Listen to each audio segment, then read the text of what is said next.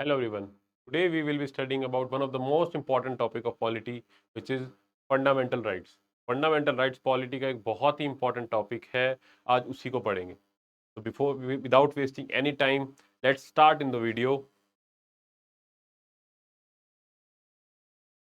सबसे पहला जो क्वेश्चन दिमाग में आता है कि what are fundamental rights?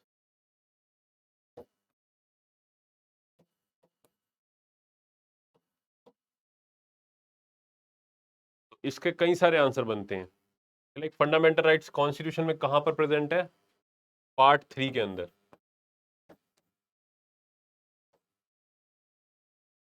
तो जोन सा भी राइट कॉन्स्टिट्यूशन के पार्ट 3 के अंदर आ जाएगा उसको क्या बोलते हैं? Fundamental rights. जनरली कौन से आर्टिकल्स हैं? 12 से 35. ये सबसे जो नॉर्मल एक लेमन टर्म्स में जिसको बोला जाता है कि इनको फंडामेंटल राइट्स बोल देते हैं, जो पार्ट 3 में है. और at present articles 12 to 35 these constitutes our fundamental right. But the real question is why these rights are called as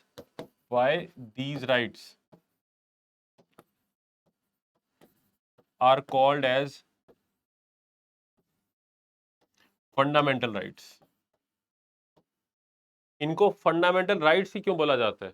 असली क्वेश्चन तो ये है कि बहुत सारे राइट्स हैं, बस सिर्फ एक पार्ट 3 के अंदर कोई ऐसा क्या स्पेशल है? पार्ट 3 जो है अपना कॉन्स्टिट्यूशन का, उसमें ऐसा क्या स्पेशल है कि उसके अंदर वाले राइट्स को फंडामेंटल राइट्स बोला जा रहा है? तो द रियल आंसर राइज कि इसके नेम में ही छुपा हुआ है कि यहाँ पर जो ये एफ है, F stands for what? Fundamental.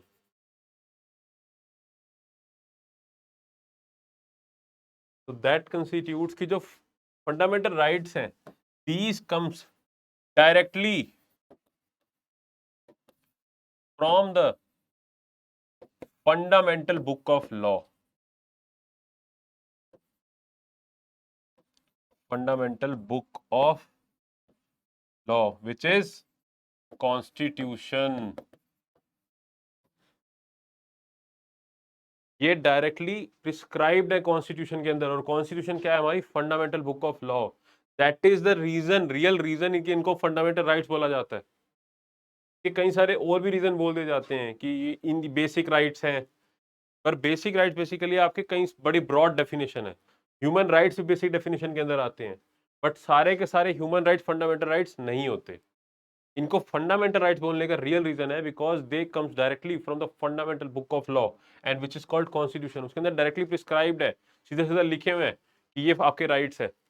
Normally ऐसे राइट्स नहीं लिखे हुए कॉन्स्टिट्यूशन के अंदर. उस कुछ एक वेग टर्म्स में लिखे होते हैं जिसके बेसिस पे लॉ बनाए जाते हैं, राइट. बट फंडामेंटल राइट्स का क्या रीजन है कि ये डायरेक्टली प्रिस्क्राइब्ड है कॉन्स्टिट्यूशन के अंदर, which is our fundamental book of law. Hence these rights are called as the fundamental rights. Simple चीजों को सिंपल करके समझना चाहिए, एक कॉम्प्लेक्स नहीं करना चाहिए. हर एक लाइन की क्लैरिटी होनी चाहिए दिमाग में. यार एक लाइन में आपको क्लियर हो फंडामेंटल राइट्स, सिंपली जो हमारी फंडामेंटल बुक ऑफ लॉ वहां पर लिखे हैं, इसकी वजह से इनको फंडामेंटल राइट्स बोला जाता है. यहाँ पर वर्ड फंडामेंटल, फंडामेंटल क्या होता है? बेसिक. इस पे हमारी बेसिक मतलब जो कोर पिलर होते हैं, इस पे हमारी बिल्डिंग खड़ी हो एक तरीके से. तो फंडामेंटल राइट्स के ऊपर इंडियन पॉलिटी टिकी हुई है. इनकी इतनी इंपॉर्टेंस क्यों है? नेक्स्ट क्वेश्चन आपके सामने आना चाहिए, importance of fundamental rights.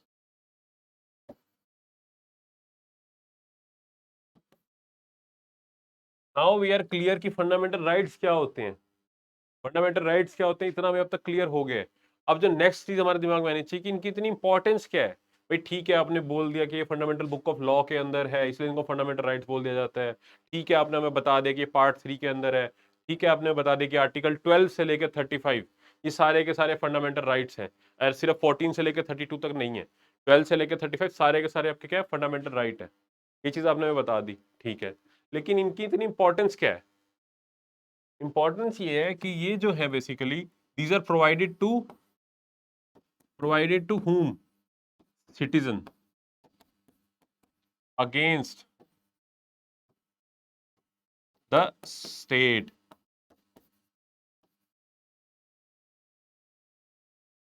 Generally fundamental rights जो है वो सिटीजन्स को प्रोवाइड किए जा रहे हैं अगेंस्ट द स्टेट. मतलब these are basic rights to provided the citizens. इसके अगेंस्ट, स्टेट के अगेंस्ट जनरली। क्योंकि अगर ऐसा नहीं होगा, फंडामेंटल राइट्स नहीं होंगे, लेट्स से कि फंडामेंटल राइट नहीं है, तो स्टेट जो है it can turn into tyranny. उनके पास होल पावर, एक वन पावर बन सकती है, बहुत ज्यादा पावर आ सकती है, उसका मिसयूज हो सकता है। लेकिन फंडामेंटल राइट्स एक ऐसा टूल है जो कि डेमोक्रेसी को भी प्रिवेंट कर रहा है, राइट, और इंडियन पॉलिटी को भी कहीं ना कहीं कंट्रोल कर रहा है। उसकी वजह से क्या है कि ऑटोक्रेटिक रूल नहीं हो रहा। सिटीजन्स के पास पावर है कि जब भी स्टेट उनके रूल के अगेंस्ट जाएगी तो they can use their fundamental rights and go to the Supreme Court कि भाई हमारे फंडामेंटल राइट इन्फ्रिंज कर रही है स्टेट, अपनी पावर का मिसयूज कर रही है, हमारे पास ये राइट्स है, सुप्रीम कोर्ट के पास, सुप्रीम कोर्ट जी हमारी सुनो और हमें हमारे फंडामेंटल राइट दिलवाओ, और स्टेट को कहो कि जितनी उनके पास पावर है उसी के अंदर रहें, उसका मिसयूज ना करें। आई बात समझ में? This is the importance of fundamental right, right. I hope इतनी चीजें समझ में आ रही होंगी कि फंडामेंटल राइट की इंपॉर्टेंस क्या है। कुछ बेसिक प्रोविजंस भी हैं इनके, अभी देखेंगे, लेकिन आपको पहले मेन क्रक्स जरूर समझ में आना चाहिए। आपको ये फैक्ट्स वाली चीजें तो ठीक है, you will be able to remember the facts, but what, when, why, how, in चार क्वेश्चंस के आंसर दिमाग में क्लियर होने चाहिए। जब भी फंडामेंटल राइट पूछा जाए तो उसके बेसिक आइडिया जरूर क्लियर होने चाहिए कि फंडामेंटल राइट क्यों है, कि कहां पर है, क्यों बोला जा रहा है इनको, क्यों इंट्रोड्यूस करने की जरूरत पड़ी, सबसे पहली बात, राइट। अब बेसिक चीज आपसे पूछी जाए कि फंडामेंटल राइट जो है ये हमने कहां से इंस्पिरेशन ली इसकी? हमने इसकी इंस्पिरेशन ली यूएस से, कि डेमोक्रेसी जहां पर चलती है, जो भी डेमोक्रेटिक कंट्री होगी वहां पर फंडामेंटल राइट का होना बहुत जरूरी है। Which ever our country, democracy का बेसिक क्रक्स है एक तरीके से फंडामेंटल राइट। बिना फंडामेंटल राइट की डेमोक्रेसी को लाना बहुत मुश्किल काम, ना के बराबर ही है। जब तो भाई, जब डेमोक्रेसी के अंदर क्या है कि यार giving, you are making, democracy क्या होती है? डेमोक्रेसी रूल ऑफ क्रेसी, मतलब पीपल। और जब पीपल के पास पावर ही नहीं है किसी चीज की, they can not take any action, तो काय की democracy? That is the reason कि एक डेमोक्रेटिक कंट्री के अंदर फंडामेंटल राइट का होना बहुत जरूरी है। उसका जीता जाता एक सबसे बड़ा एग्जांपल है यूएसए, राइट। यूएसए में सबसे पहले फंडामेंटल कहाँ पे लेके आए हम? यूएसए के अंदर लेके आए थे फंडामेंटल, और हमने वहीं से इंस्पिरेशन भी ली हुई है। अपनी कॉन्स्टिट्यूशन के अंदर फंडामेंटल राइट भी कहाँ से इंस्पिरेशन लेके आए हैं? यूएसए से, right. So these are the basic things about the fundamental right. See, article 12 to 35, article 12 to 35 of part 3 of the constitution are fundamental rights that bolster the notion of political democracy। अब यहाँ पर word आ गया political democracy. Political democracy का क्या meaning है? Equal rights, equality, equality की तरफ जाते हैं। Power, power distribution, power distribution की जहां बात हो जाए वो पॉलिटिकल डेमोक्रेसी की तरफ है। कैसे? अभी बताता हूँ। फंडामेंटल राइट्स जो है ना अपने, फंडामेंटल राइट्स किसकी तरफ है? These are also called as political and civil rights.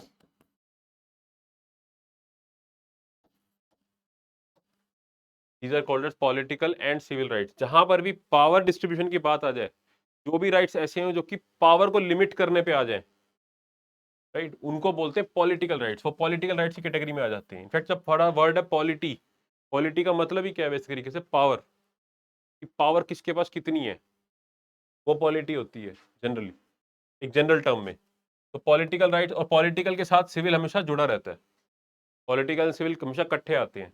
तो फंडामेंटल राइट क्या है? पॉलिटिकल और civil right. And when it comes to DPSP, इसको भी एक नेक्स्ट लेक्चर में देखेंगे, फर्दर लेक्चर्स आएंगे तब देखेंगे। डीपीएसपी का मतलब क्या है अपना? डीपीएसपी है अपने social and economic rights.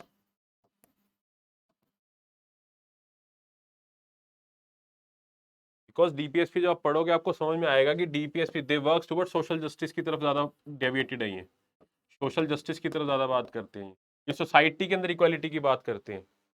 Fundamental rights आपकी पावर के अंदर इक्वालिटी की बात करता है, डीपीएसपी आपकी सोसाइटी के अंदर इक्वालिटी की बात करता है। इक्वालिटी, जस्टिस, इनकी बात ज्यादा चलती है डीपीएसपी के अंदर, राइट। और सोशल के साथ इकोनॉमिक राइट हमेशा जुड़ा रहता है, because without economic equality society के अंदर इक्वालिटी का मतलब नहीं बनता। तो simply fundamental rights are political and civil rights, DPSP are social and economic rights. All right, important point है, do remember this. Okay. See, the framers of the constitution took inspiration from the bill of rights of the USA के अंदर fundamental rights को bill of rights बोला जाता है. The rules specified in the fundamental rights are designed to protect people's liberties and freedoms from authoritarian regimes and state intrusion. Don't worry फिर the language, ये basically वही बोला जा रहा है जो मैंने आपको बताया है कि फंडामेंटल राइट्स क्या इंश्योर कर रहे हैं, पीपल की लिबर्टी और freedom, from the authoritarian rule of the state. कि जो स्टेट का जो अथॉरिटेरियन रूल है उसके अगेंस्ट उनको लिबर्टी मिले. अगर लिबर्टी तभी मिल सकती है ना जब सिटीजन के पास राइट हो, एक ऑल पावर ना बने स्टेट, राइट. आप लिबर्टी और फ्रीडम में तभी एंजॉय करोगे. तो वही चीज फंडामेंटल राइट्स प्रोवाइड करने की ट्राई करती है. Then all persons are guaranteed fundamental rights without any discrimination by the constitution. कुछ एक्सेप्शंस हैं, वो भी देखेंगे. इट्स नॉट लाइक कि सबको मिले हुए, एक्सेप्शन जरूर है फंडामेंटल राइट्स के अंदर, बट वो जैसे हम फर्दर डाउन द लेक्चर्स अपने आगे फ्यूचर में आएंगे उसमें आपको बताएंगे कि क्या क्या exceptions and all that. Alright, next. Why do we call these fundamental rights? हमें पता लग गया because these rights are incorporated in the 3rd chapter. They afford a basis for the development of an individual. The people and officials of India are ought to enjoy these rights, and these come from the basic fundamental book of law, which is Constitution. Book of law. All right. Okay. तो अब कौन को basic आपको दिखा देते हैं एक. Now this. See, these are what? ये 6 कैटेगरी है बेसिकली आपकी 14 से लेके 32 तक. ये 6 कैटेगरी के अंदर कॉन्स्टिट्यूशन ने खुद फंडामेंटल राइट्स को डिस्ट्रीब्यूट कर रखा है. These are the 6 categories which are they. Right to equality, right to freedom, right against exploitation, right to freedom of religion, cultural and education rights, right to constitutional remedies. कौन कौन से हैं? Let's see again. The 6 fundamental rights according to the constitution itself. Constitution के according जो 6 fundamental right हैं कौन कौन से हैं? The first is the right to equality. कहां से कहां तक है? 14 से लेके 18. Article 14 to 18 comes under right to equality. Then right to freedom.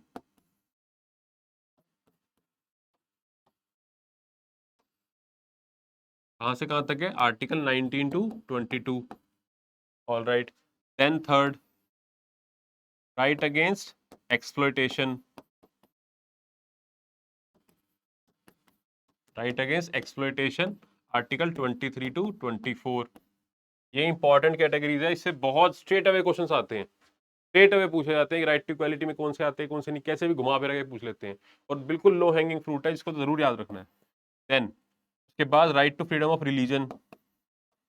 Right to freedom of religion. Article 25 to 28. Right. Then के बाद ये 4 फंडामेंटल राइट हो गए अपने. Okay. Then comes cultural and educational rights. Cultural and educational rights. Article 29 and 30. Then comes 6th, the soul and heart of the constitution भी कहा जाता है जिसको, right to constitutional remedies. is article 32. Okay. अब आप पूछोगे सर बीच में article 31 कहाँ खा गए? आर्टिकल 31 एक टाइम पे ये भी हुआ करता था, which was right to property. ये भी एक फंडामेंटल राइट हुआ करता था, but now this has been removed, right, and it has been made a legal right. 44th amendment के थ्रू इसको रिमूव कर दिया गया था, and now it has been made legal right under article 300A. एक स्टैट्यूटरी राइट है खाली, अभी फंडामेंटल राइट नहीं है. तो दीज are the 6 fundamental rights. 6 categories है अपनी फंडामेंटल राइट्स की. See here, right to equality article 14 to 18, right to freedom article 19 to 22, right against exploitation 23-24, right to freedom of religion 25 से 28, constitutional cultural and educational rights 29-30, and right to constitutional remedies 32. See, the 44th Amendment of 1978 abolished the right to property from the fundamental rights of the Indian Constitution, and now Article 300A of Part 12 of the Constitution confers it as a legal right. Part 12 के अंदर. Okay अब यहाँ से एक चीज और remember करने की है कि आर्टिकल हम नॉर्मली फंडामेंटल राइट्स किनको बोल रहा हूँ मैं बार बार 12 to 35 सारे फंडामेंटल राइट है, बट ये 6 कैटेगरी है, तो 12 13 वो भी फंडामेंटल राइट है, 33 34 35 those are also fundamental rights. To remember this thing. Alright, बाकी आगे हम नेक्स्ट लेक्चर में करेंगे. आज के लेक्चर में इतना ही था.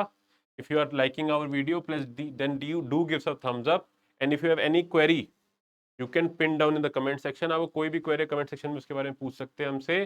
तो till our next video I wish you all very good luck. Take care. Bye bye.